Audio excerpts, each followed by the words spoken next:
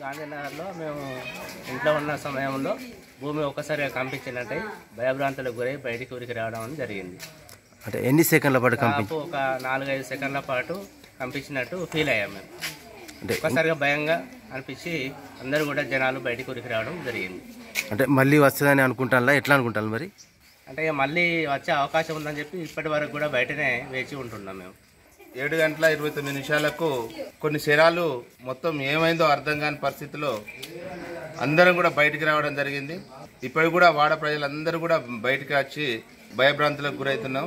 మొత్తం ఊగినట్టు అవడంతో జనాలందరం కూడా బయటకు వెళ్ళాం.